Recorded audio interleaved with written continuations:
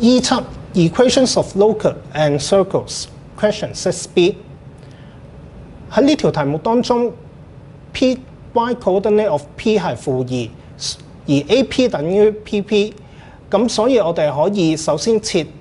P 嘅 coordinate 做 P-2， 而從 AP 等於 PB， 我哋可以得出呢條式，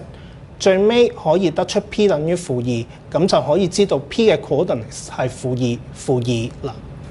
由於我哋已經知道 A、B、P 呢三個 coordinates， 所以我哋去揾 equation of C 嘅時候，就設佢係 S 二次加 Y 二次加 DS 加 EY 加 F 等於0。利用呢三點代入去呢條式，我哋可以得到三個條新嘅式 ，F 等於-256， 12E 加 F 等於-144，同埋-2D 減 2E 加 F 等於-8。再將呢三條式化簡，我哋最後可以得出 equation of C 就係 S 二次加 Y 二次加 16S 減 12Y 等於0啦。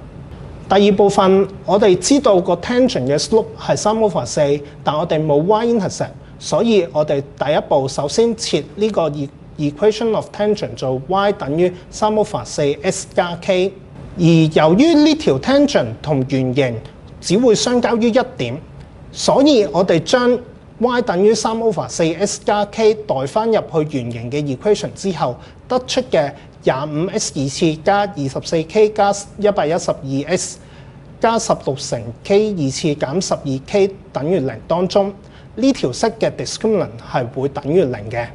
而從呢個 discriminant 等於0，我哋就可以計到 K 等於49/2，又或者 K 等於-1/2。最後我哋就可以得出 L1 同 L2 嘅 equation 啦。喺求得 equation of L1 and L2 之後，我哋就可以得出 S、T、U、V 呢四點 coordinates。得到呢四點 coordinates， 我哋就可以揾到呢個梯形嘅面積。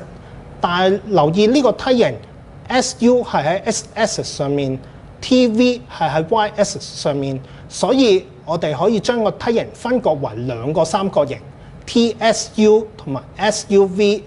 留意翻 SU 係一個 common base， 所以我哋就可以用個 common base SU 乘翻